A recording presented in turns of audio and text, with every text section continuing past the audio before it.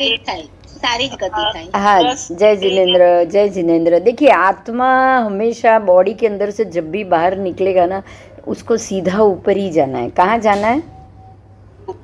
ऊपर ही जाना है। उसकी नॉर्मली उसकी एक ही गति बताई है आत्मा की, ऊर्ध्व गति। बस सबसे बढ़िया है ये बात कि नॉर्मली आत्मा की एक ही गति बताई, ऊर्ध्व। वो ऊपर ही जाने की कोशिश करेगा, लेकिन वक्र गति क्यों होगा? बोलो, ये लास्ट क्लास में वही था, क्यों होगा? उसकी वक्र गति क्यों होगी? कोई बताएगा? कर्म और जहाँ उसको जन्म लेना है, कर्म तो है ही, कर्म के अनुसार उसको जो गति में जन्म लेना है वो गति में जाने के लिए उसको वक्र जाना पड़ेगा। बराबर बराबर।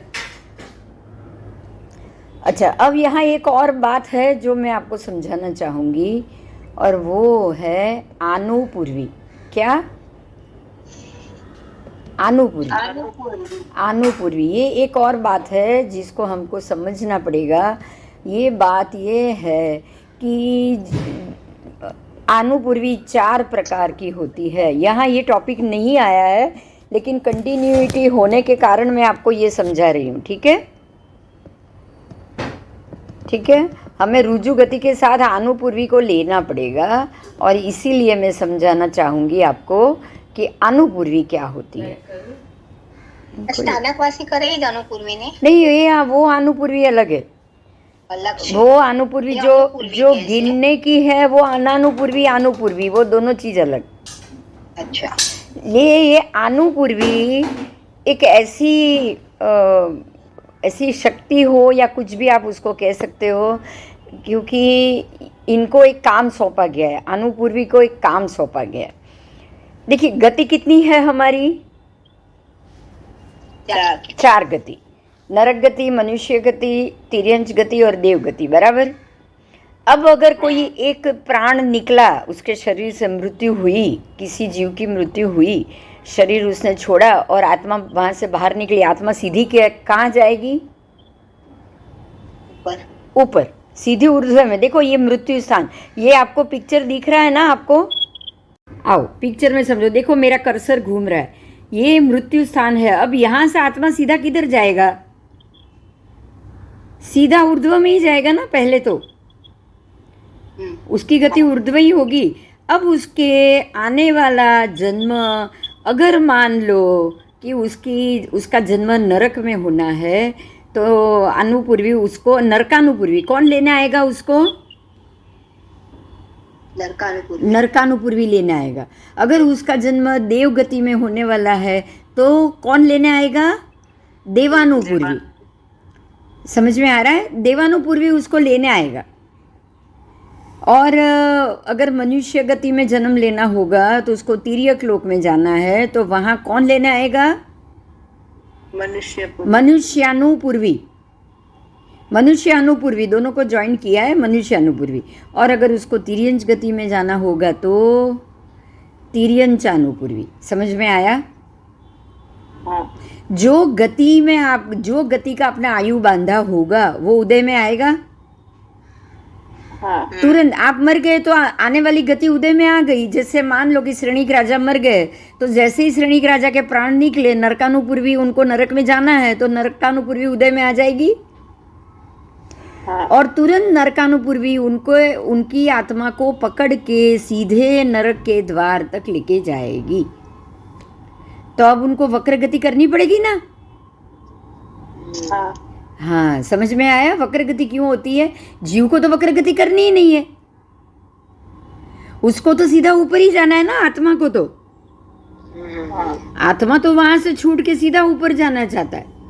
लेकिन अगर मान लो कि उसको नरक गति में जाना है, तो आनुपूर्वी उसको नरक में लेके जाएगी। देखिए, आइए इधर दिखाती हूँ मैं। आइए देखो, ये है, ये पिक्चर में ये क्या है?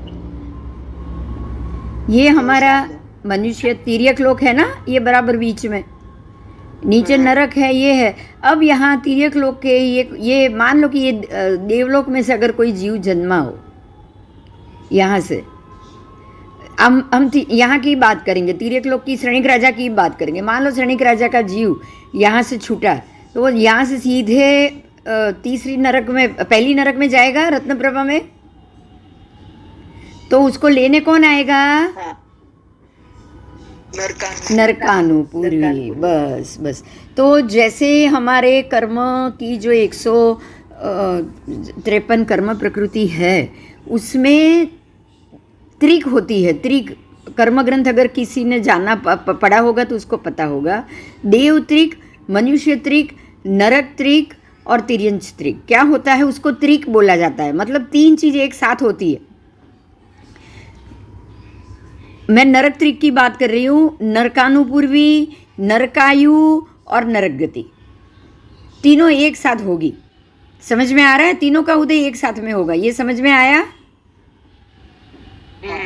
नरकानुपूर्वी, नरक गति और नरक आयु। अब नरक आयु बांध दिया है, अब जघन्य या जो आयु बांधा है उस हिसाब से आपकी नरक तय होगी कि आपको इतने ही साल नरक में रहना है तो आप पहली नारकी में जाओ या दूसरी नारकी में जाओ। अगर कम समय है तो, ज़्यादा समय है तो चौथी पांचवी नारकी में जाओ। ऐसा होगा ना? हाँ। अब नरकायु भी उदय में आया, साथ में नरकायु जैसे उदय में आएगा ऐसे नरकानुपूर्वी पहले आ जाएगी, आएगी ना? क्योंकि उनको नरक गति में लेके कौन जाने वाला है? नरकानुपूर्वी। अब गति भी आ जाएगी। गति तो पहले ही उदय में आई, तभी तो ये नरकायु जागा। समझ में आ गया? त्रिक एक साथ आएगी, नरक गति, नरकानुपूर्वी और नरकायु। इसीलिए जीव की वक्र गति होगी। नहीं तो जीव का अगर मोक्ष जाना है, सीधा उसको मोक्ष में जाना है, अब सिद्ध हो चुका है अंतिम समय, जैसे भगवान महावीर का जीव और गौतम स्वामी का जीव, तो वो तो सीधा ऊपर ही चला जाएगा, एक ही समय में सीधा ऊपर जाएगा ना? हाँ। अब इनको कोई आयु ही नहीं है, 4 गति ही नहीं बांधी, 4 गति की आयु ही नहीं बांधी, तो एक भी नरकानुपूर्वी उनके पास आएगी? नहीं आएगी। देखो अब कितना सिंपल इन लोगों का कायदा अनुशासन है। समझ में आ गया? अगर आपकी जो गति की आयु है वो आयु उदय में, गति उदय में आएगी, फिर उस आयु उदय में आएगी, उस हिसाब से नरकानुपूर्वी आपको वो नरक में जाके छोड़ के आएगी।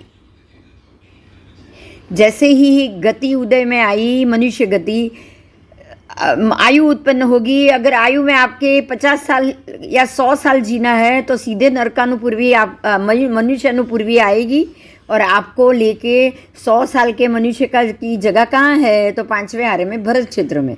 और कहीं है? नहीं। 5वें आरे के ऐरावत क्षेत्र में, और तो कहीं है ही नहीं। तो वहाँ जाके आपको छोड़ के आ जाएगी आत्मा को उसकी जगह पे। समझ में आया? हाँ। और दूसरे ही समय में वहाँ पे वो आहार लेना शुरू कर लेगा, मतलब उसने अपना आयु शुरू कर लिया है। अब वो मनुष्य अनुपूर्वी की जरूरत है? नहीं। आपका आत्मा वापस बंध गया। जब खुला घूम रहा है ना तभी अनुपूर्वी आती। आत्मा जब खुला घूम रहा है ना तभी अनुपूर्वी आएगी। और उसको क्या सवाल जावे, क्यांक ने क्यांक तो होए नहीं। क्यों? 1 समय, 2 समय, 3 समय, 4 समय के लिए तो खुला रहता है। अच्छा। जो हमने रुजु वक्र गति देखी ना, मृत्यु स्थान से जब आत्मा बाहर निकलेगा तो खुला ही हो गया ना। मृत्यु के बाद नहीं, पहले समय, दूसरा समय, तीसरा समय, चौथा समय, जैसे जैसे आपको जहाँ जाना है वैसा। अगर आपको सीधे मोक्ष जाना है तो एक ही समय। अगर आपको पहली रत्नप्रभा नारकी से मनुष्य लोक में आना है तो एक वक्र गति करनी पड़ेगी ना उसको। तो 2 समय हुआ, 2 समय तक वो खुला है। तो तभी मनुष्य अनुपूर्वी उसको पकड़ के उधर लेके जाएगी। बराबर। अगर देवलोक में जाना है उसको, मनुष्य में से देवलोक में जाना है अगर किसी को, तो भी उसकी 2-3 वक्र गति आएगी। तो उतने 2 समय, 3 समय तक वो खुला रहेगा। अगर देवानुपूर्वी नहीं पकड़े तो आत्मा कहाँ जाएगा? वो तो सीधा ऊपर जाना चाहेगा ना। लेकिन आपके जो देव गति का कर्म लगा है, देव गति का आयु लगा है, उसके साथ देवानुपूर्वी भी लगी है। तो तीनों तिकड़ी आपको पकड़ के देव गति में लेके चली जाएगी। समझ में आया अभी? बराबर। तो 2-3 समय तक के लिए तो वो खुला रहता ही है, मगर उसके साथ कोई आपकी आने वाली गति की अनुपूर्वी सैनिक के रूप में साथ में हथकड़ी लगा के खड़ी है आपके पास। समझ में आया? ये कर्म है, अनुपूर्वी एक कर्म है। गति नाम है, ऐसे अनुपूर्वी नाम है। जो गति होगी वैसे ही अनुपूर्वी भी बंदी होगी, वो भी एक कर्म है। तो आपको कर्म तो छोड़ेगा ही नहीं ना। आत्मा को कर्म, आपने आत्मा के ऊपर से कर्म तो उतारे नहीं अभी तक। तो जो गति की आयु बाकी होगी ना, वो गति में आपको अनुपूर्वी लेके जाएगी। क्लियर हुआ ये टॉपिक? हाँ, आओ। जीव की मृत्यु कैसे होती है? अभी हम ये समझेंगे कि मृत्यु कैसे होती है। तो मृत्यु के भी अलग अलग बहुत से प्रकार हैं। सामान्य एक ही प्रकार की मृत्यु होती है ऐसा नहीं होता है। आपने कभी भी किसी भी व्यक्ति को अपनी नज़रों के सामने उनकी मृत्यु देखी है? मैं तो मेरी मम्मी की देखी है, मेरे ऊपर ही मेरी मम्मी गई। हाँ, तो उनके मृत्यु के समय उनको क्या क्या क्या चेंज हुआ, कहाँ कहाँ चेंज हुआ, आपने नोट किया था? नहीं, ऐसे तो कुछ नोट नहीं किया, लेकिन वो थोड़ा अलग लग रहे थे। मीन्स जैसे रोज जैसे लग रहे थे वैसा नॉर्मल नहीं थे। नहीं, कुछ निशानी रहती, जैसे आंखें खुली रहना, मुंह खुला रहना। आंखें खुली थी। हाँ, हमारी है ना, जब भी जीव निकलता है ना शरीर से, 3 जगह है जो खुली है जीव के बाहर जाने की जगह। वो नहीं तो उसको तो शरीर को फाड़ के जाना पड़ेगा ना। आपके हमारे पूरे नस नाड़ी अंग उपांग में जीव प्रसरा हुआ है, प्रसर के बैठा है। आज उंगली भी कटेगी ना तो जीव है, इसीलिए दर्द हो रहा है ना। तो क्योंकि यहाँ पे जीव है। आपके बालों में भी आप खींचते हो तो दर्द पेन होता है, मतलब जीव है। स्कल में जीव है, बाल में नहीं है, लेकिन माथे में तो है ना, खोपड़ी में तो जीव है ना। तो जब भी जीव शरीर प्राण छोड़ेगा, शरीर को छोड़ेगा, तो 3 खाली जगह है, उधर से ही छोड़ेगा। समझ में आया? अच्छा। 3 में से एक जगह से छोड़ेगा। 3 जगह है खाली। एक है हमारी आंखें। आप देखोगे तो बहुत सारी व्यक्ति की आंखें खुली रहती। जब भी प्राण निकलता है ना, उनकी आंखें खुली, अगर जिनकी खुली रह गई वो खुली रह गई। बराबर। फिर दूसरी जगह है मुंह, ये भी खुली जगह। आप देखोगे तो किसी का चेहरा ऐसा हो जाता है, खुला रह जाता है, मुंह टेढ़ा हो जाता है। प्राण निकलते हैं तो मुंह से ऐसे मुंह भी होते हैं कि नहीं? बहुत सारी व्यक्ति को आपको मिलेगा मुंह खुला भी मिलेगा।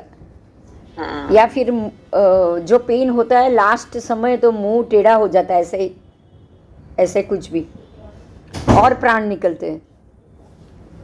और तीसरी जगह है हमारी गुप्तांग, टॉयलेट की जगह, यूरिन टॉयलेट की। आपको ये भी पता होगा कि बहुत सारे लोगों को मृत्यु के वक्त या किसी को टॉयलेट हो जाता है या किसी को यूरिन होता है ना। सबको नहीं होता है। होगा तो 3 में से एक ही चीज होगी, 2 चीज भी नहीं होगी किसी को। समझ में आया? क्यों? क्योंकि एक ही जगह से जीव निकलेगा। अच्छा। हाँ, प्राण कभी आंख से भी और मुंह दोनों खुला, ये पॉसिबल नहीं। अच्छा। हाँ, या तो आंख से निकलेगा या मुंह से निकलेगा या फिर टॉयलेट से निकलेगा, क्योंकि ये 3 जगह है जो खुली है जहाँ से आत्मा बाहर निकलती।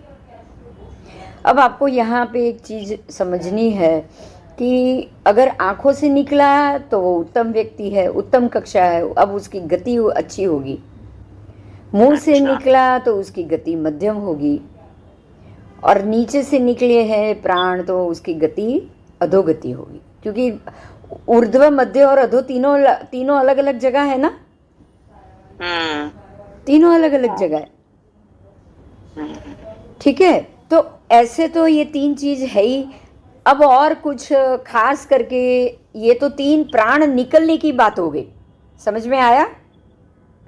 ये तीन जगह तो प्राण निकलने की बात हो गई, लेकिन मृत्यु भी तो दो प्रकार की है। अगर सरल मृत्यु हो या फिर कठिन मृत्यु, यानी कि कोई सुसाइड कर रहा है तो सारे उसके जो भी आयुष्य के जो भी पुद्गल है या उसके सारे आत्मा प्रदेश है उसको वो जानबूझ के जबरदस्ती खत्म कर रहा है कि नहीं?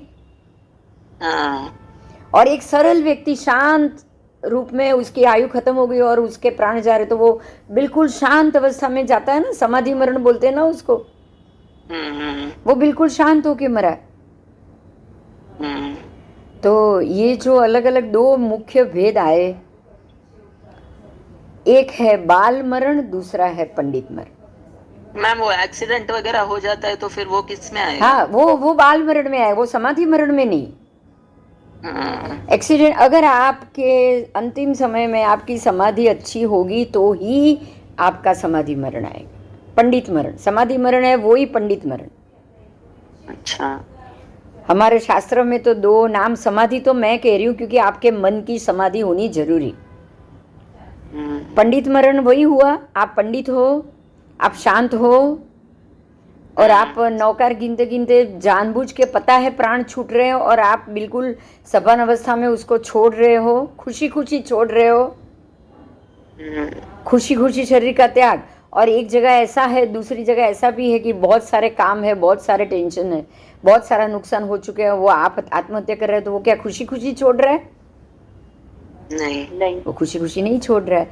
दूसरा एक्सीडेंट हुआ है, सांसें ले नहीं रहा है, खून बहुत निकल गया है, नस कट गई है, अब ये क्या खुशी खुशी छोड़ रहा है? नहीं। कोई कोमा में चला गया है, उसको पता भी नहीं वो मर रहा है, खुशी खुशी मर रहा है? नहीं। किसी को पेट में चाकू लगा है और वो मर रहा है, क्या खुशी खुशी मर रहा है? नहीं। पर जो व्यक्ति बिल्कुल स्वस्थ है, स्वच्छ होके तैयार होके बैठी है कि मुझे ऐसा लग रहा है कि ये मेरा समय आ चुका है, जैसे हमारे सारे महात्मा या सारे जो मोक्ष गए हैं वो अनशन करके बैठे थे, तो वो तो पंडित मरण हुआ कि नहीं? हुआ ना? हाँ, तो मुख्य दो भेद, जीव की मृत्यु के दो भेद। किसकी? जीव के मृत्यु के दो भेद, एक है बाल मरण, दूसरा है पंडित मरण। बहुत सिंपल जवाब दे दिया भगवान ने। एक है बाल मरण, मतलब उसको वो बच्चा है, उसको पता ही नहीं वो मर रहा है, मरने के बाद क्या करना चाहिए वो जानता ही नहीं है, तो उसको बच्चा ही कहोगे ना, बाल मरण कहोगे ना। और पंडित मरण मतलब मैच्योर मरण, समाधि युक्त मरण, समता युक्त मरण। अगर कोई व्यक्ति बिल्कुल समाधि भाव में चला गया है और वो अपने सारे कर्मों की निर्जरा करते करते मर रहा है तो ये तो पंडित मरण हुआ ना। मोक्ष की साधना करके मर रहा है तो पंडित मरण हुआ कि नहीं? हाँ, मरते वक्त समाधि लगना ही बहुत बड़ी बात। आज मैं भी, मुझे कभी भी कभी यही सोच आ जाता है कि भाई मरना तो सबको है, मुझे भी मरना पड़ेगा, लेकिन क्या अंतिम समय में मेरी स्थिति क्या होगी? टेंशन तो होगा ना कि शरीर से प्राण निकलेगा कैसे, होगा कि नहीं? होना चाहिए कि नहीं? होना चाहिए। होना तो चाहिए, होना तो चाहिए, क्योंकि हर एक के प्राण तो निकलने ही वाले, कोई अमर तो है ही नहीं, अमर तो कोई नहीं है। लेकिन जैसे भगवान गए क्या वैसे हम जाएंगे? उतनी हमारी समाधि रहेगी मरते वक्त।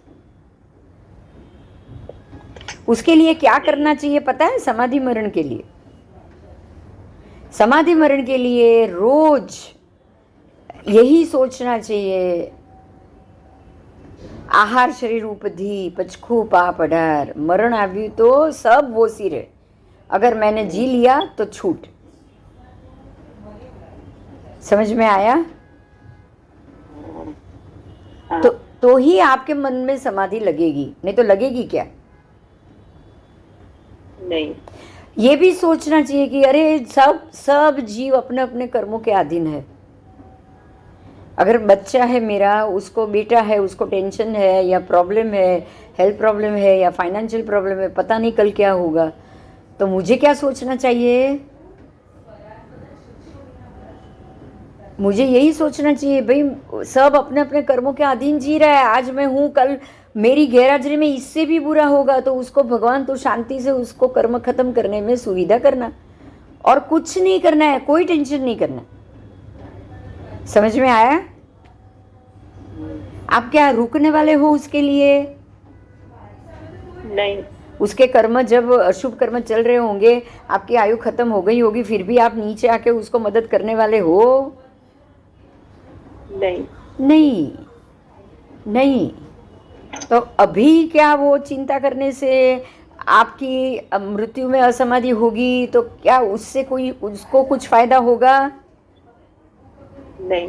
उसको भी उससे कोई फायदा नहीं होने वाला, राइट? राइट। नहीं होने वाला, नहीं होने वाला। इसकी जगह आप समाधि में मरोगे तो हो सकता है ना कि उसको फायदा हो सकता है ना। समाधि में मरोगे, अच्छी मृत्यु होगी, पंडित मरण होगी, तो या तो मनुष्य बनोगे या देव बनोगे। हाँ या ना? हाँ। सम्यक दृष्टि हुए तो तिर्यंज भी बने तो भी बहुत अच्छा, आप उसके पास तो आके रह पाओगे। हाँ। हाँ, देव बने तो भी बार बार आ पाओगे। मनुष्य बने तो कुछ साल नहीं, उसके बाद तो आ ही सकते हो। हाँ, तो आपको तो समाधि चाहिए कि नहीं? अंदर मन में चाहिए। सब जीव अपने अपने कर्म के अधीन है, ये चीज को तो हमें कभी नहीं भूलना चाहिए, कभी भी नहीं। कोई भी अपना हो, तकलीफ में हो, उसकी तकलीफ देख के कभी टेंशन मत किया करो। क्यों? क्योंकि हर जीव, प्रत्येक जीव अपने अपने कर्मों के अधीन है, हम कुछ नहीं कर सकते। समझ में आया? हाँ। आओ, अभी जो बाल मरण है, मतलब जो अणसमझ, जो प्री मैच्योर या सम्यक दृष्टि के बगैर मिथ्यात्वी जीवों के जो भी 12 उसके प्रकार, कितने बाल मरण के 12 प्रकार, कितने भेद? 12 भेद। मैं सब बोल रही हूँ, सुनिए कि संसार में आप तब सोचोगे कि कितने ज्यादा लोग ऐसे ही मर रहे हैं। सुनिए, वलन मरण। वलन मतलब कि चक्कर खा खा के गिरना और मरना, चक्कर खा के गिरना और मरना। बहुत सारी व्यक्ति ऊपर से गिर के मरती है कि नहीं? हाँ। पहाड़ी से गिर के मरेगी, फिर वो चक्कर ही खा के गिर रही है, या फिर एक्सीडेंट में हुई तो भी चक्कर खा के गिर रही है। तो ऐसे मरना, उसको वलन मरण कहा जाएगा। ये आप जानबूझ के भी मर सकते हो और एक्सीडेंट भी मर सकते हो, लेकिन ये है वलन मरण, जो आपको मृत्यु दे रही है चक्कर खा के गिरा के। उसके बाद है वशार्थ मरण। वशार्थ में बिल्कुल पराधीन हो जाते हो आप, पराधीन होके, पीड़ित होके, जैसे किसी को हेमरेज हुआ हो या किसी को पैरालाइज हुआ हो या कोई कोमा में चला गया है, तो आप बिल्कुल पराधीन हो गए हो और भान में भी नहीं हो, पीड़ित होके मर रहे हो, पेन से मर रहे हो, है ना? हाँ। फिर तीसरा भेद है अंतशल्य मरण। अंतःशल्य, अंतःशल्य मतलब 2 प्रकार की बात आ जाती है। एक तो अंतिम समय में, अंतः जो आपका समय है उसमें शल्य से मरना, तो किसी ने आपको चाकू मार दिया तो शल्य से मरे, किसी ने गोली मार दिया तो आप शल्य से मरे, किसी ने तलवार गाड़ दी, छुरी उससे मार दिया तो वो भी आप उसी से मरे ना, सत्र शस्त्र से ही मरे ना। हाँ, सर्जरी होते होते आपकी सर्जरी चल रही है और आप मर गए, डॉक्टर ऑपरेशन कर रहा है और आप मर गए, तो वो भी उसके छुरी चाकू से ही मरे ना, उसके भी। तो ये सारा जो मरण है वो शल्य मरण है, जो शरीर में आपके शस्त्रादि घा लग रहा है, इसलिए आप मर रहे हो। अब ऐसा मरण आपको सुख तो देगा नहीं भाई, समाधि तो दे नहीं सकता। दे सकता है? नहीं नहीं। फिर है तद्भव मरण, जो गति में मरण हो उसी गति में वापस जन्म लेना। आपको ये पता होगा कि जो अपकाय के जीव है, वायुकाय के जीव है, उनके जघन्य आयुष्य 21-22 हजार वर्ष की होती है। कितनी? 21-22 हजार वर्ष। तो कैसे होगा? उसी में वापस जन्म लेते रहेंगे ना वो। हाँ, क्योंकि वो तो कभी कभी तो उनकी आयु 2 पल की भी नहीं होती। ये बारिश की बूंद कितनी आयु है उसकी? 1 सेकंड। 1 सेकंड की आयु है, पर उसको तो वहां 21,000 साल रहना है। कैसे रहेगा? फिर से वहीं पे जन्म ले लेगा।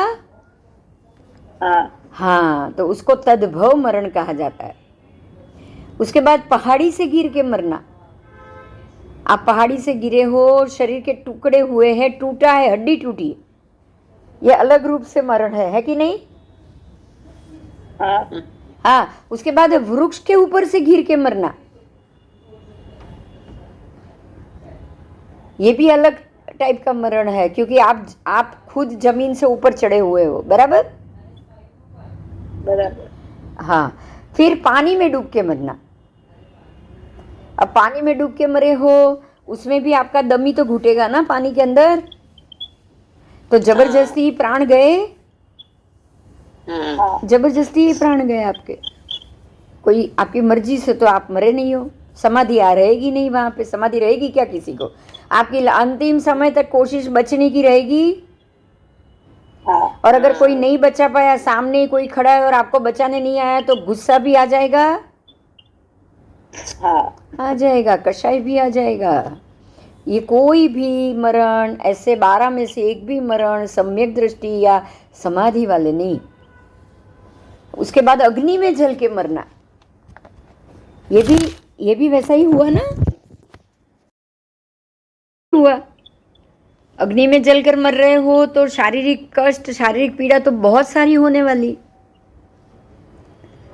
फिर जहर खा के मरना, उससे भी आपके सारे शरीर की नस नाड़ियां टूटती है। अगर जहर खा लिया तो नस नाड़ी को वो तोड़ देगा, आपकी नसों को तोड़ेगा, आपका शरीर सहन नहीं कर पाएगा। उसके बाद शस्त्र से मरना, कोई मार दे या कोई खून कर दे या मर्डर कर दे या गोली लग जाए, पुलिस की गोली लग जाए, कुछ ना कुछ आतंकवादी की गोली लग जाए, कुछ भी हो सकता है। उसमें भी कोई समाधि मरण नहीं है। ठीक है? गले में फांसा डाल के मरना, ये तो बहुत इजी और बहुत आसान तरीका है। बहुत लोग मरते भी है। मरते कि नहीं? मरते हैं। तो ऐसे में आपको गले में फांसा डाला है, तो आपने भी अपनी सारा ब्रेन को ऑक्सीजन नहीं मिला 2 मिनट तक, तो जबरदस्ती ही मृत्यु हुई है। तो आंखें फट जाती है, किसी की जबान बाहर निकल आती है, किसी को फांसी लगती है। ऐसा ही होता है ना उसमें भी। हाँ, गर्दन की हड्डी टूट जाएगी। तो इसमें भी कोई आप शांति से नहीं मर रहे हो। फिर गीध आदि मांस पक्षी के हाथों मरना। आपको पता है कि बहुत सारे मुल्कों में ये सजा होती है। पता है आपको कि कोई एक एरिया होता है, वहाँ गीध और वल्चर पक्षी होते हैं जिनकी बड़ी लंबी चांच होती है, और वहाँ उनके प्रदेश में जाके वो व्यक्ति को छोड़ आते हैं जिंदा। अब बहुत सारे वल्चर गीध उसके ऊपर टूट पड़ते हैं, एक साथ 50, 100, 200 सारे उसके मांस को नोचेंगे। अब जब तक ये मरेगा नहीं, तब तक क्या उसको शांति रहेगी? सोचो। नहीं रहेगी। और ये तो मृत्यु सबसे खराब, क्योंकि इसमें तो हो सकता है 4-5 दिन आप जियो। हो सकता है कि नहीं? इससे तो फांसी अच्छी, इससे तो इलेक्ट्रिक शॉक अच्छा। कोई आपको जला दे ना, जिंदा जलाते हैं ना, वो भी 8-8, 9-9 दिन तक जिंदा रहते हैं। 10-10 दिन तक फिर मरते हैं, क्या पीड़ा होती होगी, समझ सकते हो आप? बोलो, ऐसे ऐसा मरना किसी को भी अच्छा लगता है क्या? उसका मन शांत हो सकता है?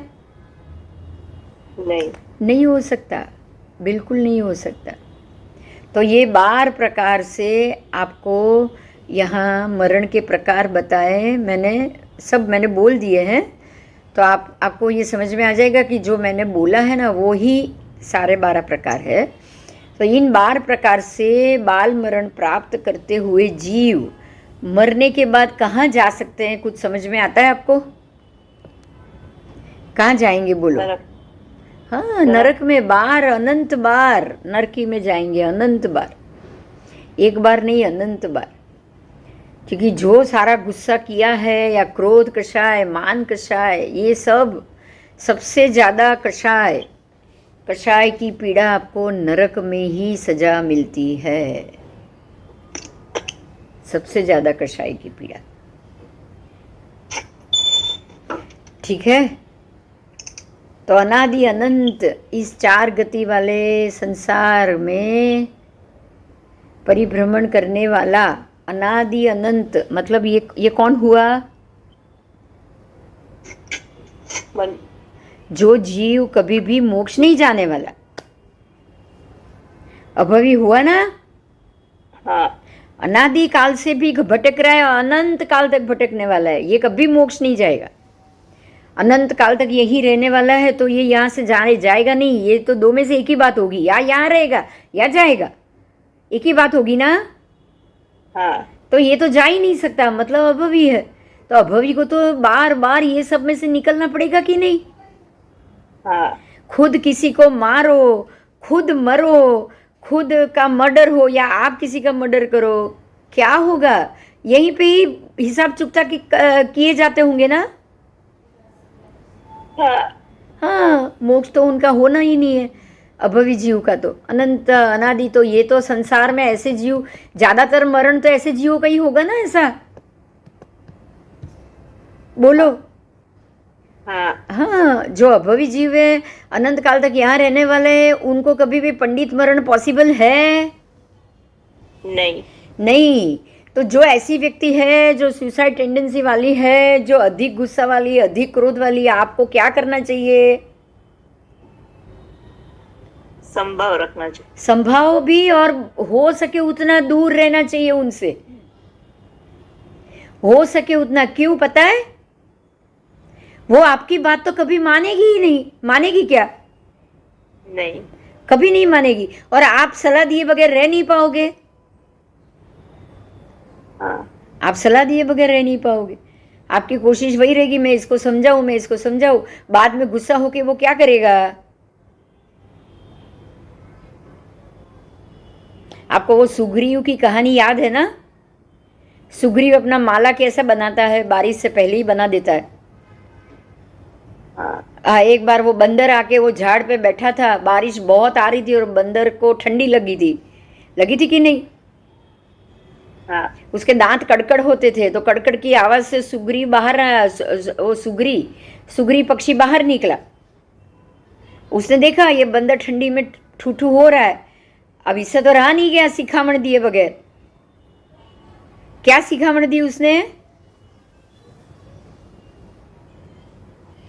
कि आप भी मेरी तरह घर बनाओ ना, पहले से क्यों नहीं बनाते हो? समझ में आया?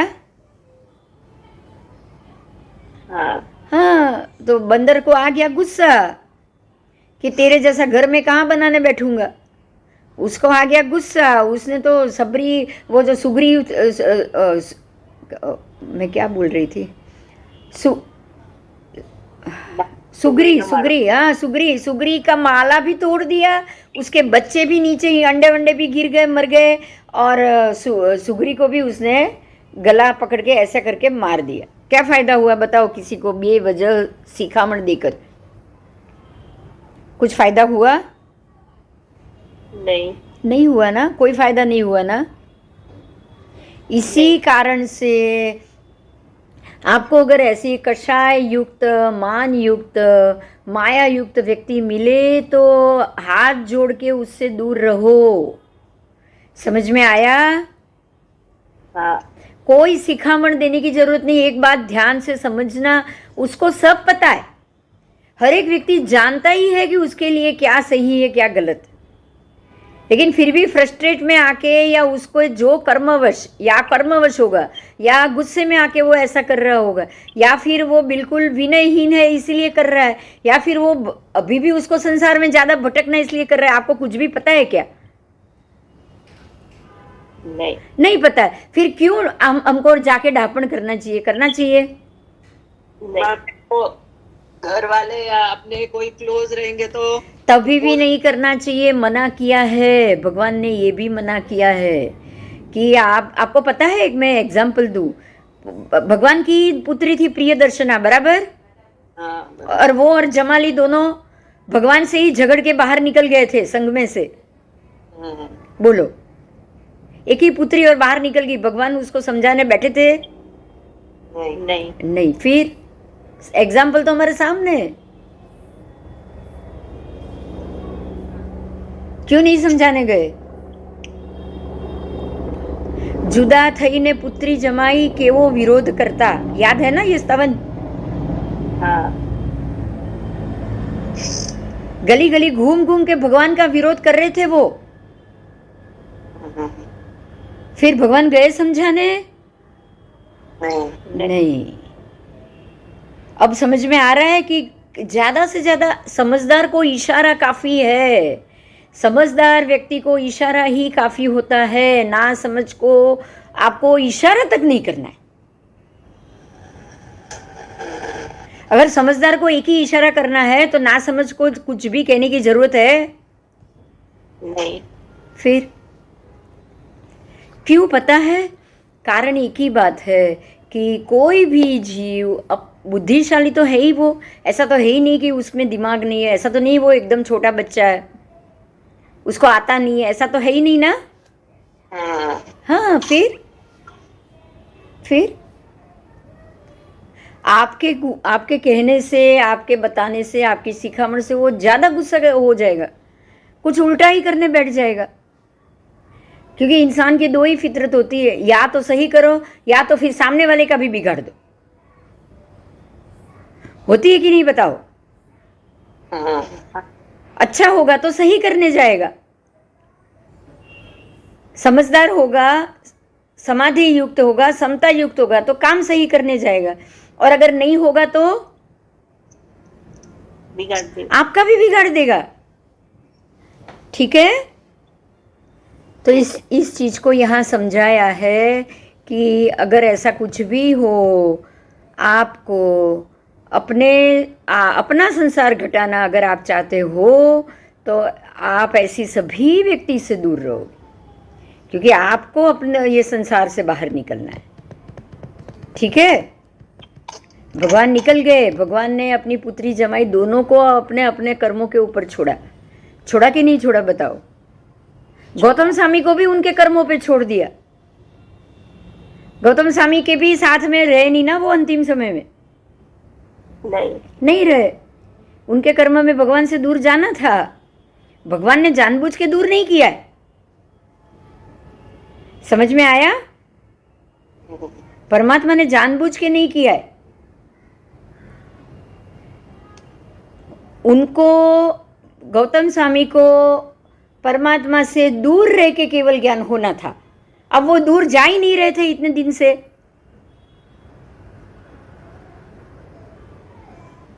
हाँ या ना? हाँ। उनके मृत्यु के कारण से दुखी होके ही उनको ज्ञान होना था। तो जब तक वो काम नहीं होता उनको केवल ज्ञान कहाँ से होगा बताओ? तो परमात्मा ने उनको भी कोई कोशिश नहीं की, और अपनी बेटी और दामाद को भी समझाने की कोशिश नहीं की। परमात्मा ने गौतम स्वामी को भी समझाने की कोशिश नहीं की, तू मेरा राग मत कर तो ही तेरा केवल ज्ञान होगा। उन्होंने ऐसा सिखामण गौतम स्वामी को भी दी थी क्या? नहीं दी। मतलब क्या होता है पता है? सम्यक दृष्टि जीव हर एक व्यक्ति को उसके कर्म पे छोड़ देता है। छोड़ता है कि नहीं? छोड़ता है। छोड़ता है। चलो, ये आपका टॉपिक आज खत्म हुआ।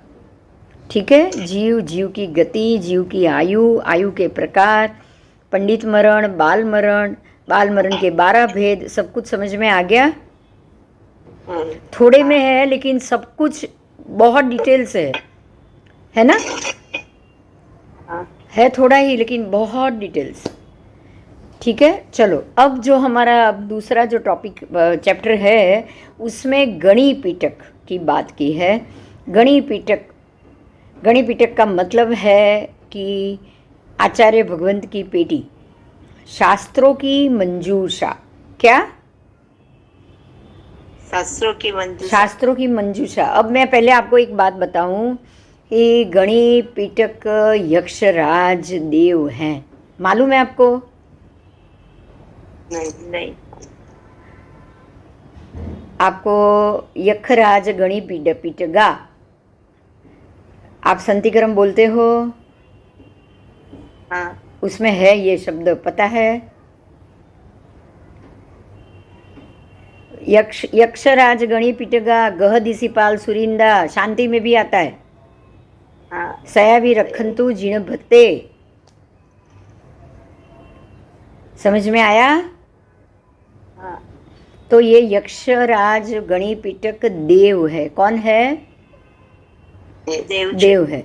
तो ये देव, अगर ये देव है तो गणिपीठक देव है तो गणिपीठक की रक्षा ही करेंगे। हाँ। तो अब गणिपीठक ऐसा क्या है कि उसके एक देव भी है और वो उसकी रक्षा भी करते हैं, उसका ध्यान भी रखते हैं। जैसे सौधर्म देवलोक है, उसके देव सौधर्मेंद्र हुए। हाँ। और सौधर्म देवलोक की राजधानी बना के उस पर राज करके उसका ध्यान रख रहे हैं। हाँ।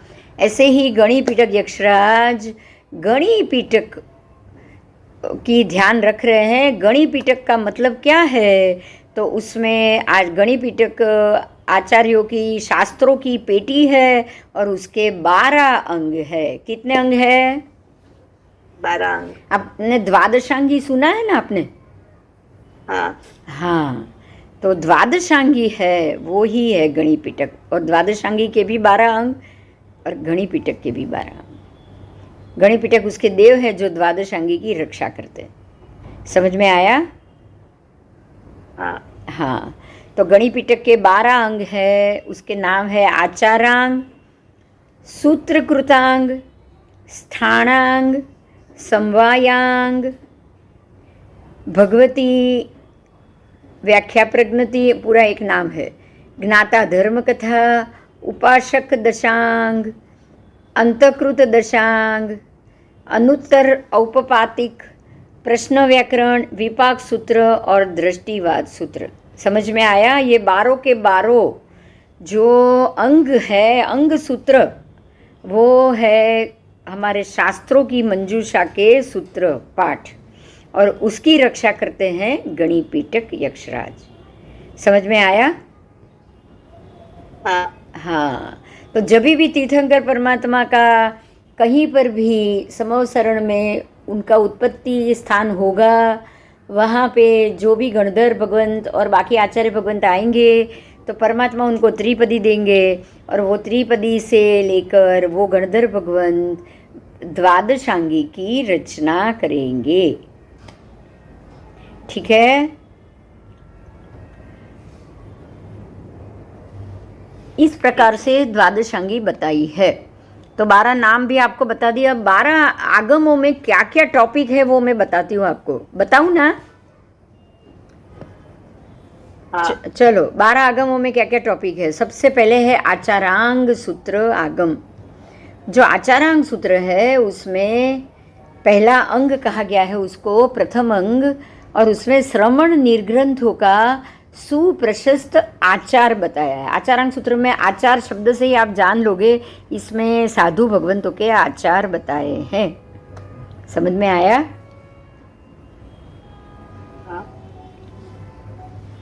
उनको क्या काम करना चाहिए, भिक्षा कैसे लेनी चाहिए, गोचरी कैसे जाना चाहिए, विनय कैसे रखना चाहिए, ध्यान कैसे और कब कब ध्यान करना चाहिए, आहार, जो भी आहार आदि पदार्थ है उसका क्या माप लेना चाहिए, कितना आहार करना चाहिए, कितना स्वाध्याय करना चाहिए, फिर भाषा समिति, 3 गुप्ती, शैया, उनकी उपधि, उनके जो दोष लगते हैं उसकी विशुद्धि कैसे होगी, शुद्ध अशुद्ध, ग्रहण ग्राह्य अन्नपान, उनको कैसे क्या क्या लेना है, क्या क्या चीज़ नहीं लेना है, ठीक है।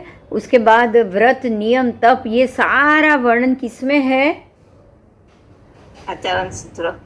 सबसे पहला आगम आचारांग सूत्र, उसके अंदर उसके लिए ये 12 आगम ग्रंथ अंग सूत्र है, इसलिए उनको आगम ग्रंथ कहा गया है।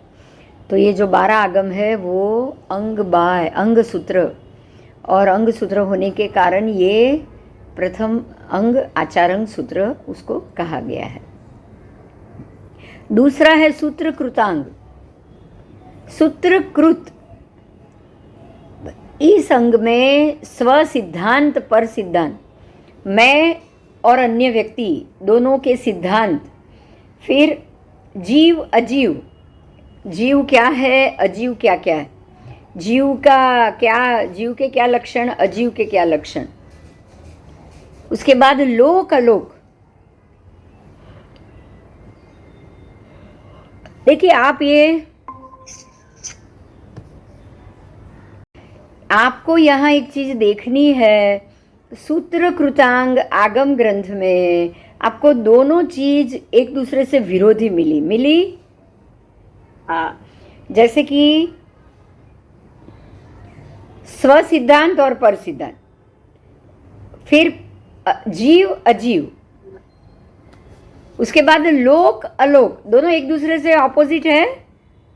हाँ, फिर पुण्य पाप, फिर आश्रव संवर, उसके बाद निर्जरा बंध, और अंतिम गुण है वो है मोक्ष।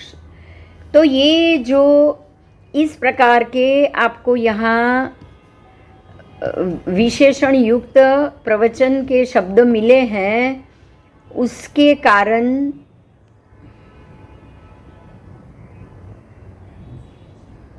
सूत्रकृतांग आगम में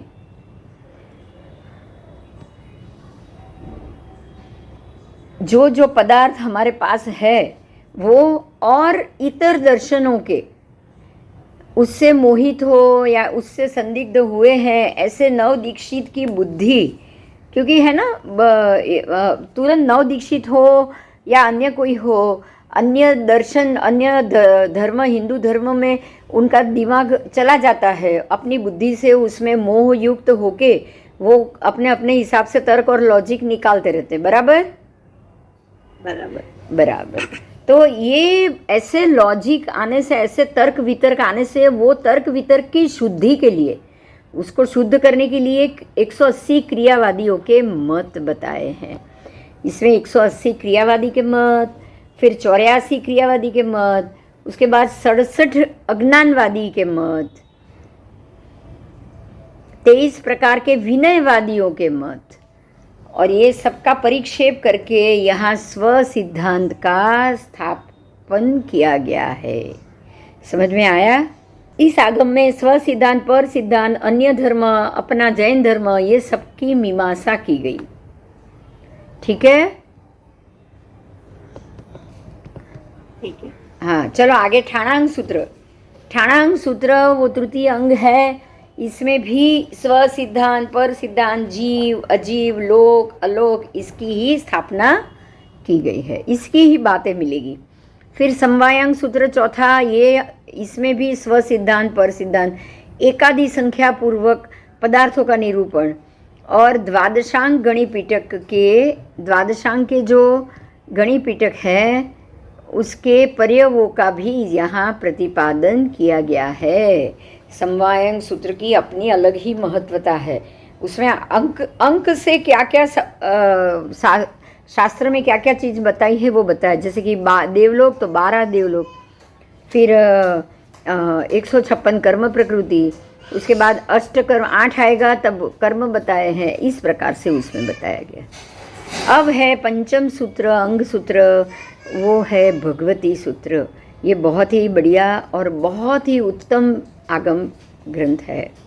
तो इस पंचम अंग में भी स्व सिद्धांत, पर सिद्धांत, जीव, अजीव, लोक, अलोक, अलग अलग प्रकार के देव, राजा, राजर्षि, परमात्मा के सारे श्रावक श्राविका, अनेक प्रकार के संदिग्ध पुरुष के पूछे हुए प्रश्न और उसके उत्तर श्री जिनेश्वर भगवंत परमात्मा महावीर स्वामी के द्वारा विस्तार पूर्वक दिए गए हैं। आपको ये बताएं कि ये भगवती सूत्र में गौतम स्वामी और भगवान महावीर स्वामी के 50,000 प्रश्न के जवाब है। कितने? 50,000। 50,000 प्रश्न के जवाब है। ये टॉपिक भी लेना है मुझे, आप सुनोगे? हाँ, हाँ? गौतम पृच्छ में वो भी है ना?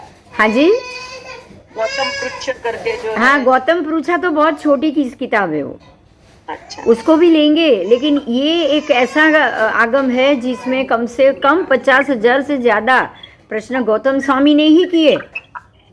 अन्य श्रावक श्राविका ने भी बहुत किए। कौन से श्रावक क्या विधि करके क्या प्रश्न पूछा, रेवती श्रावक को तीर्थंकर नाम कर्म बांधा है तो क्यों बांधा, भगवान के सभी 10 श्रावकों ने जिन्होंने श्रावकपणा में ये तीर्थंकर नाम कर्म बांधा, ये सारी विगत उसके अंदर। आप समझ सकते हैं कि हमारे इनोसेंट क्वेश्चन होते हैं, वो सबके जवाब इसमें मिलेंगे। मिलेंगे कि नहीं मिलेंगे? मिलेंगे। मिलेंगे। तो ये तो भगवती सूत्र का एक अलग से ही पाठ लेना है। समझ में आया विषय? हाँ, क्यों? क्योंकि इसका हमको व्याख्यानों में और बाकी अन्य किताबों में मिलते हैं क्वेश्चन आंसर, लेकिन बहुत कम मिलते हैं। बहुत कम मिलेंगे, लेकिन बहुत कम मिलेंगे। ठीक है? तो इसके भी लेक्चर सबको काम आ जाएंगे, सबको काम आ जाएंगे, आएंगे ना? हाँ, हाँ, और आप निमित्त बनोगे सबके ज्ञान के। ठीक है? तो ये यथास्थित भाव के प्रतिपादक है, मतलब जो जैसा है वैसा भगवान ने बताया। ये तो बहुत अच्छी बात है ना, हम उसको जाने। हाँ, हाँ, ठीक है। और मुमुक्षुओं के हृदय के अभिनंदक है, मतलब मुमुक्षु ये सुन के बहुत अभिनंदन देते हैं कि परमात्मा ने ये हम पे बहुत बड़ी कृपा की। ठीक है, कि आपके कारण हम ये चीज़ जान सकते हैं, नहीं तो पता ही नहीं चलता। अगर गौतम स्वामी इतने प्रश्न नहीं करते तो क्या हम जान पाते आज? नहीं। ये अंधेरे का नाशक है, अंधकार रूप मैल का नाशक, सुदृष्ट है, दीप भूत है, बिल्कुल दिए की तरह ये स्पष्ट है। आप सब कुछ इसमें क्वेश्चन आंसर्स पढ़ के जान के सारा जवाब पा सकोगे। बिल्कुल सुदृष्ट है ये। ठीक है? और बुद्धि का वर्धक है। भगवती सूत्र का आगम ग्रंथ ये श्रुत ज्ञान बुद्धि का वर्धक है। बोलो, अब हमको क्या ये सब्जेक्ट में जाना चाहिए कि नहीं जाना चाहिए? जाना ही चाहिए, जरूर जाना चाहिए, और जरूर जानना भी चाहिए आगे। आओ, अभी छठे आगम की बात है, ज्ञाता धर्म कथा।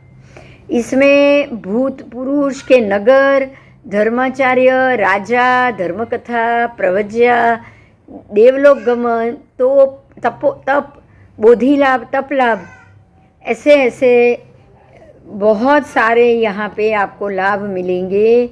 और उसी का यहाँ बोधि लाभ का ही यहाँ वर्णन भी मिलेगा। उसके बाद है उपासक दशांग। ये भी सप्तम अंग है, उपासक दशा। उपासक की क्या दशा होगी, उपासक की क्या स्थिति होगी? पहले तो उपासक कौन होंगे, कोई बताएगा? श्रावक के उपासक श्रावक होते हैं। उपासक श्रीशील व्रत का पालन करने वाले श्रावक होते हैं, वीरमण व्रत का पालन करने वाले होते कि नहीं? फिर गुण व्रत के पालन करें। 4 शिक्षा व्रत है तो 5 गुण व्रत भी तो है। तो उसका पालन करने वाले। फिर प्रत्याख्यानी, पौषोध उपवास करने वाले, ऐसे श्रावक जो तप और पडिमा को धारण कर रहे हैं, जो उपसर्गों को सहन कर रहे हैं, जो बोधि लाभ को प्राप्त करके बैठे हैं। ठीक है? जो तप प्रधान है और अंत क्रिया का निरूपण करते हैं। अपनी ही अंत क्रिया भी वो खुद ही करेंगे, खुद ही मोक्ष जाएंगे, खुद ही ध्यान करेंगे, खुद ही सारे कर्मों को हटाएंगे। कोई हेल्प नहीं करता आपके कर्म हटाने के लिए। समझ में आया? हाँ। सिर्फ परमात्मा का ज्ञान, परमात्मा का बताया हुआ ज्ञान, रास्ता ही आपको मदद कर सकता है। बस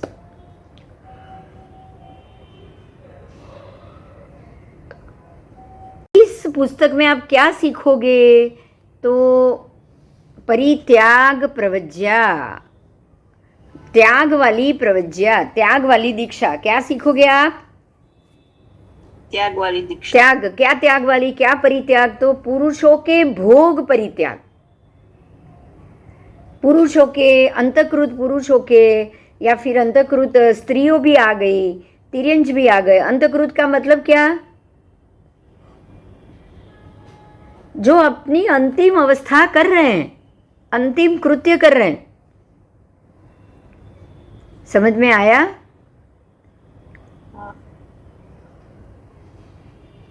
उसको अंतकृत कहा जाएगा। अब अंतकृत में क्या क्या करना है, ध्यान दो। पुरुषों के भोग परित्याग वाली प्रवज्या लेना है। अंतकृत में आप क्या करोगे? सबसे पहले तो वैरागी दीक्षा लोगे, भोग का त्याग करके। करोगे कि नहीं? हाँ। उसके बाद तप क्रिया, फिर पड़ीमा धारण करना, जो श्रावक के 12 व्रत है धारण करना वो, फिर क्षमा दान देना, आर्जव, मार्दव, मतलब कि किसी भी चीज में सम्यक भाव रख के, शांत होके, कोई भी तीव्र राग द्वेष के भाषा में आपको नहीं जाना है। ठीक है? उसके बाद शौच, शुद्धि। शौच का मतलब शुद्धि, कर्म से आत्मा, ध्यान और सब कर करके आत्मा के ऊपर से कर्म की पड़ों की छुट्टी। फिर संयम। अब संयम ग्रहण करके बैठ जाओ, ये सब निकालने के बाद।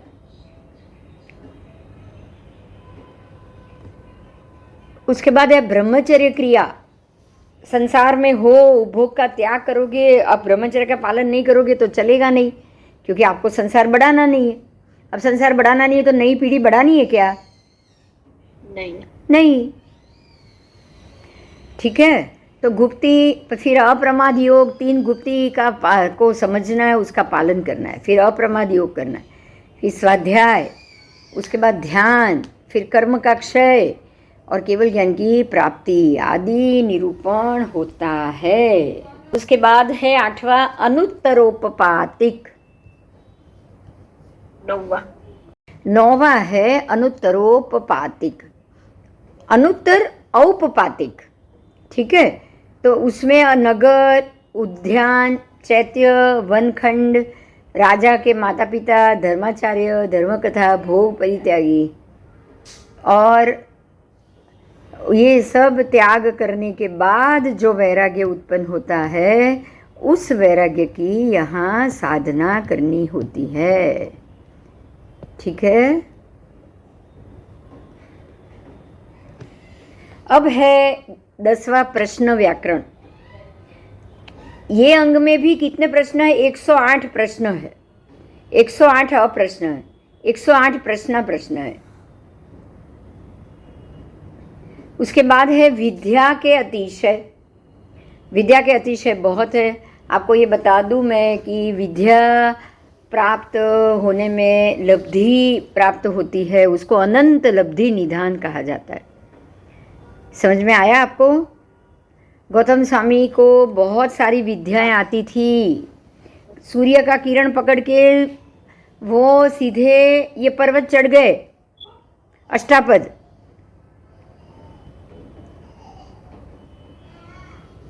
ठीक है? तो विद्या के अतिशय। उसके बाद नाग कुमार और सुवर्ण कुमार के दिव्य संवाद हैं।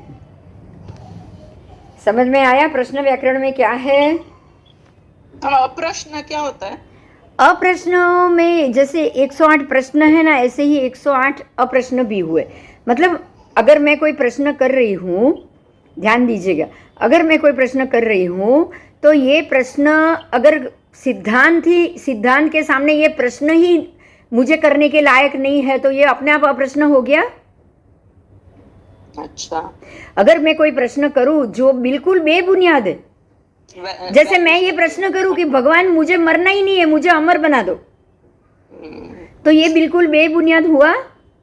हाँ, अब जैसे आपको ये पता होगा कि इंद्र भगवान ने कहा था परमात्मा को कि आपके जाने के बाद वो भस्मग्रह संक्रमित होने वाला है, आप अपना आयु कुछ समय तक बढ़ा दो, तो आपकी आयु रहते वो भस्मग्रह संक्रमण ये पृथ्वी को या ये समग्र तिर्यक लोक को नुकसान नहीं पहुंचा पाएगा। तब भगवान ने क्या कह दिया, ये ऐसा कभी हुआ ही नहीं और होगा भी नहीं, तो ये अप्रश्न हो गया।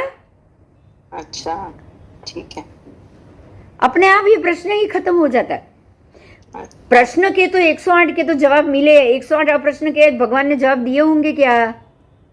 नहीं। और परमात्मा जवाब ना दे ये तो पॉसिबल नहीं है। मतलब कि ये उनके 108 प्रश्न अप्रश्न साबित हुए कि ये प्रश्न देने योग्य सिद्धांत ही नहीं है, ये सिद्धांत से विपरीत है। ठीक है जी। हाँ, भगवान ने भी देखो, अब देखो प्रश्न अप्रश्न एक और। सैनिक राजा ने क्या कहा, भगवान मुझे तो मोक्ष चाहिए, आपका सेवक और मैं नरक में क्यों जाऊं? तो भगवान ने क्या कहा, आप जाओ ये 4 चीज करके आओ। ये प्रश्न था, ये प्रश्न अप्रश्न साबित हुआ ना कि ऐसे थोड़ी किसी को मोक्ष मिल जाएगा। उनको तो वो सारे के सारे प्रश्नों के मतलब जो भी मोक्ष के लिए जो भी भगवान को जो भी क्रिया या जो भी चीज करनी है, जो जीव को करनी है, वो भगवान उसमें से भगवान कैसे उसको बचा पाएगा? किसी और के कर्म भगवान कैसे कम करेंगे, ये बताओ? पॉसिबल है? नहीं। भगवान के लिए भी ये पॉसिबल नहीं। भगवान शक्ति देंगे, साधना का रास्ता देंगे, भगवान इसका सॉल्यूशन थोड़ी देंगे, उसका निराकरण करके देंगे क्या आपको? नहीं, मेहनत आपको करनी है, वो सिर्फ बताएंगे। आओ अब 108 और प्रश्न अप्रश्न देखिए, 108 प्रश्न 108 अप्रश्न। अब 108 प्रश्न और अप्रश्न दोनों, मतलब 108 तो बात ऐसी है जिसका तो कोई जवाब ही नहीं था। 108 बात ऐसी थी जिसका जवाब था, 108 बात ऐसी थी कि जिसका जवाब हम ऐसे कहेंगे कि था ही नहीं, और 108 प्रश्न ऐसा है कि जिसमें हाँ भी था और ना भी थी। बराबर?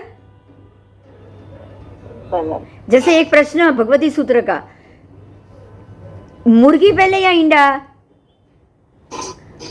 बोलो, ये प्रश्न है, अप्रश्न है या प्रश्न है?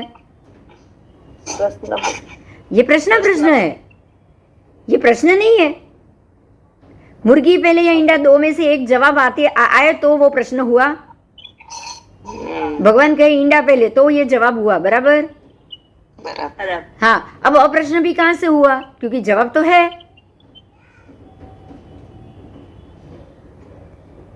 जवाब तो है, तो अब ये अप्रश्न हुआ? नहीं, तो प्रश्न कैसे हुआ? भाई मुर्गी भी पहले है और इंडा भी पहले है। अगर इंडा नहीं है तो मुर्गी नहीं होगी, मुर्गी नहीं होगी तो इंडा नहीं होगा। तो ये प्रश्न हुआ जी। यस, ऐसे बहुत सारे सवाल, लोक पहले या अलोक पहले, ये भी प्रश्न में है। समझ में आया? हाँ। अब उसके बाद विद्या के अतिशय, तो जो भी अनंत लब्धि निधान गौतम स्वामी को 28 प्रकार की लब्धि प्राप्त थी, वो 28 प्रकार की विद्या ही हुई ना। नाग कुमार और सुवर्ण कुमार के साथ दिव्य संवाद भी बताए गए हैं इसे। अब विपाक सूत्र 11वां, ये एकादशांग आगम सूत्र है, और विपाक सूत्र में एक बात समझिए, उसमें क्या है, सिर्फ अच्छे कर्मों की डिटेल और उस कर्म के फल विपाक का वर्णन, ऐसे ही बुरे कर्म की डिटेल और उसके ही फल विपाक के बुरे अशुभ फल विपाक का वर्णन। ठीक है, समझ में आया? ये भी हाँ। बहुत इंटरेस्टिंग है। हाँ ये भी बहुत इंटरेस्टिंग। हाँ, बहुत इंटरेस्टिंग। विपाक सूत्र में क्या है, स्टोरियां है, स्टोरियां बताई है कि भाई इसने अच्छे कर्म किए तो अब इसको ये फल मिला, क्योंकि कर्म का विपाक बताया। कर्म करो और विपाक ना हो ये संभव ही नहीं। विपाक मतलब कर आपने अभी कर्म किया और विशेष रूप से वो पक्के बाद में आपको फल के रूप में मिले। आज कर्म का आज तो फल मिलता नहीं है, तो विशेष रूप से ही मिलेगा ना, वो स्पेशल समय लेकर आएगा ना आपके सामने। यहाँ तो सबसे बड़ी सरप्राइज परमात्मा ने यही बताई है। सुनिए, ध्यान से सुनिए। आप कर्म तो आप कर रहे हो, कर्म मैं इस जन्म में बिंदु कर रही है, लेकिन मैंने अगला जन्म लिया, मुझे याद तक नहीं मैंने क्या कर्म किया था।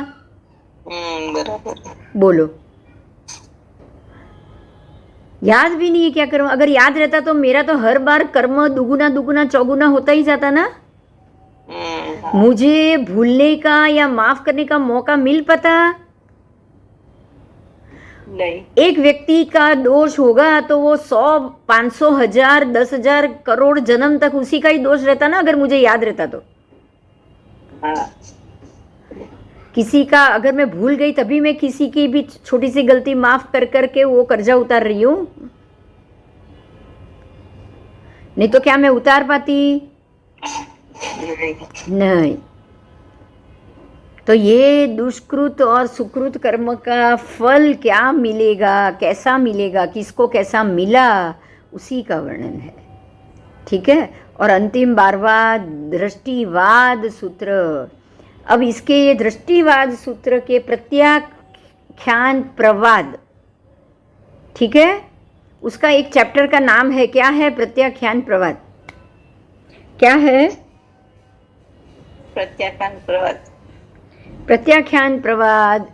ये जो दृष्टिवाद सूत्र का जो विभाग है, उस विभाग में यहाँ पे सर्व पदार्थ की प्ररूपणा बताई गई है।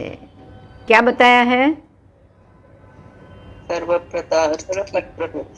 मतलब ये है कि दृष्टिवाद सूत्र में जगत के सर्व पदार्थ के मामले में बताया है। एक भी पदार्थ जगत का छूटा नहीं है। समझ में आया? हम ऐसे ही आगम पढ़ रहे, आप सोच सकते हो कि ये आगम का महत्व क्या है।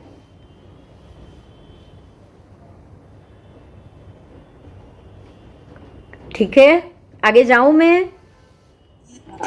गणि पिटक का तो टॉपिक खत्म हो गया। अब आपको प्रत्यनीक टॉपिक के बारे में पढ़ना है। प्रत्यनीक, प्रत्यनीक का मतलब अत्यंत विरोधी और द्वेषी। क्या कहोगे? ये शास्त्र का शब्द है।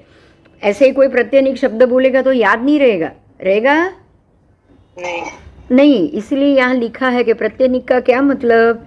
तो अगर आपका भगवान का जो विरोध कर रहे हैं वो भगवान के प्रत्यनीक हुए ना? अच्छा।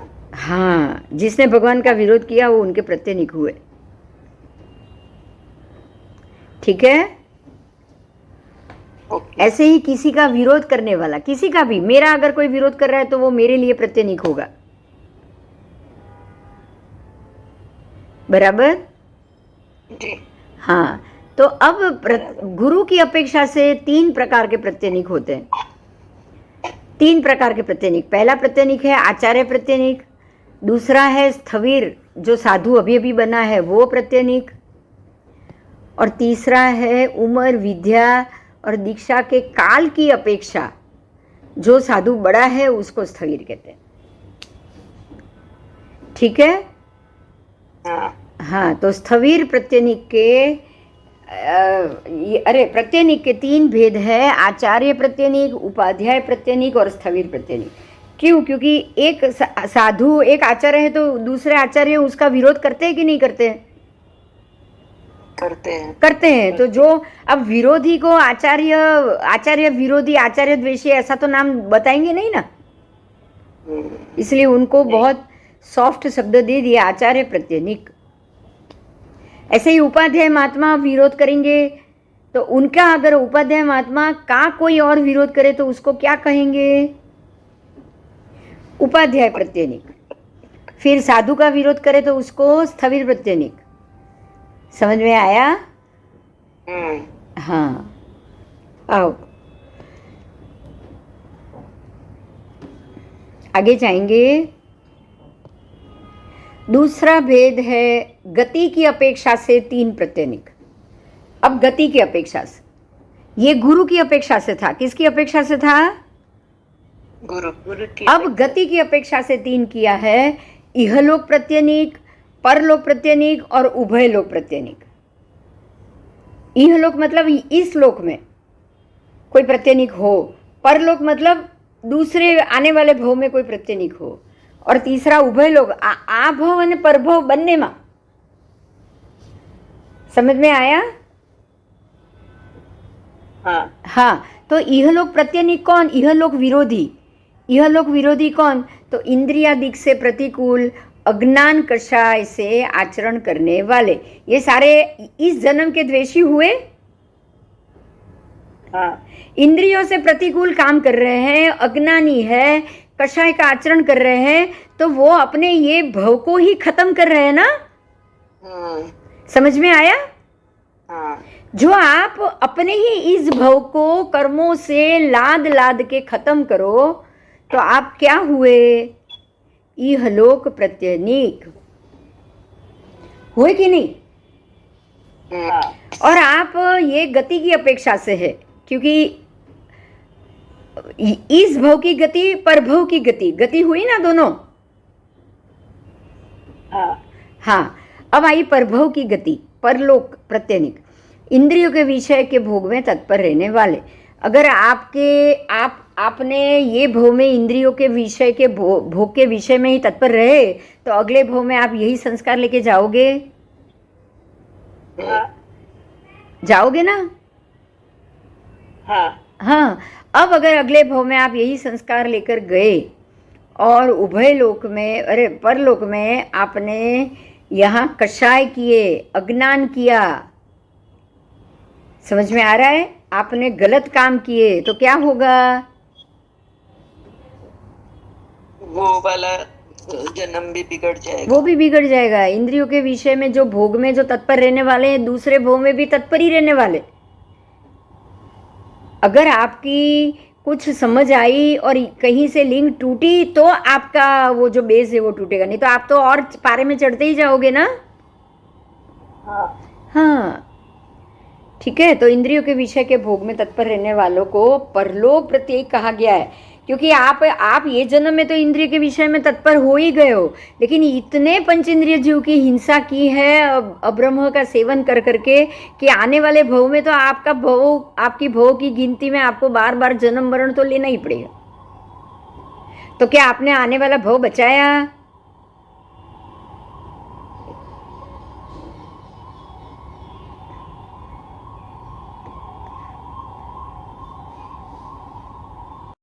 हाँ, अब है उभय लोक प्रत्येक। उभय लोक प्रत्येक में क्या होगा? तो चोरी आदि से इंद्रियों के विषय में तत्पर रहना। अब चोरी की आदत लगाना, बहुत सारी अच्छी अच्छी व्यक्तियों को भी चोरी की आदत होती है कि नहीं? होती है। कोई चीज पड़ी है तो उठा लो। होटल में सारी चीज हमारे लिए है। हाँ, मैंने पहले भी ये बताया था, आप साबुन ले सकते हो, आप तौलिया ले सकते हो? नहीं, क्योंकि वो तो फिर दूसरे को यूज आने वाला है। साबुन आप ले लोगे क्योंकि आपने साबुन यूज कर लिया है, आपके लिए ही रखा था, और अब वो होटल वाला दूसरे दिन तो दूसरा ही साबुन रखेगा ना, दूसरे व्यक्ति को तो नया ही देगा ना। हाँ, तो आप वो ले सकते हो क्योंकि ये आपके लिए रखा था। समझ में आया? तो उभय लोक में प्रत्यनीक के रूप में उभय लोक आप में विरोधी खड़े हो, वो किस कारण होगा? चोरी, लूट, फाट, हत्या, उसी के कारण होगा ना। हाँ आपको पता है, एक दो एग्जाम्पल दे रही हूँ मैं, सुनने जैसा है। आपको पता है देवानंदा ब्राह्मणी के पेट से भगवान का गर्भ क्यों चोरी हुआ? चोरी ही हुआ ना वो? हाँ, क्यों हुआ? क्योंकि भगवान को उतने दिन नीच नहीं, नीच कर्म का ये हुआ था नहीं, ना? वो तो कोई भी जगह होता ना, नीच का होता तो खाली देवानंदा, कोई और ब्राह्मणी के यहाँ भी तो हो सकता था। नहीं, देव चोरी करी थी देरानी हाँ, देवानंदा ब्राह्मणी ने अपने पूर्व जन्म में, देखो ये उभय लोक है ना, उभय लोक मतलब पिछला लोक और आने वाला भव, दोनों भव हो गए। तो चोरी का फल उनको देवानंदा ब्राह्मणी ने अपने पूर्व भव में चोरी की थी, तो पूर्व भव की चोरी का फल दूसरे भव में मिला। हाँ, तो चोरी का कारण है, चोरी का फल आपको दो भव में मिलता है, तो उभय लोक प्रत्यनिक हुआ ना चोरी। हाँ, उन्होंने क्या किया था, उन्होंने अपनी देवरानी के डब्बे में से 2 रत्न चुरा लिए थे। तो वो देवरानी जेठानी थे पिछले जन्म में, त्रिशला रानी और देवानंदा।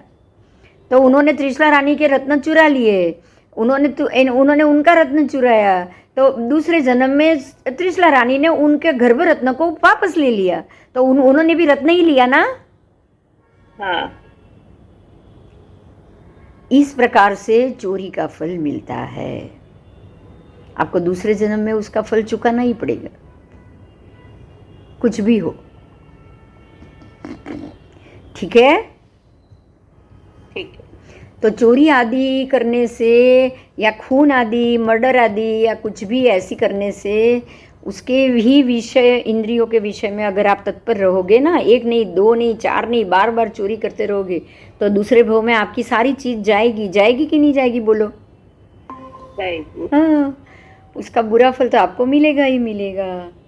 तो इस प्रकार से भव प्रत्यनीक कहे गए हैं। तो ये भव पर भव को बिगाड़ने वाले को ही प्रत्यनीक कहा है। भव का द्वेषी, भव का विरोधी। परभव का विरोधी कौन हुआ? मैं खुद, या मेरी आदतें, मेरी इंद्रियों की विषय हुआ कि नहीं? हाँ, हुआ। ये मेरे आने वाले भव का विरोधी हुआ। चलो ठीक है, अब ये टॉपिक यहाँ ख़त्म करें। आज लेक्चर, अब भाषा है वो 12 प्रकार की, पहले हुई है लेकिन फिर भी उसको हम थोड़ा सा ठीक से करेंगे। तो ये अगले क्लास में टॉपिक लूँ मैं? हाँ, ठीक है, आज ख़त्म करूँ? अभी कल नहीं, परसों 2 दिन का जिन्होंने भी नहीं सुना है वो सुन लो समय निकाल के। हाँ। ठीक है, चलो। जय जिनेंद्र। जय जिनेंद्र। जय। अब परसों मिलेंगे। जय जिनेंद्र। जय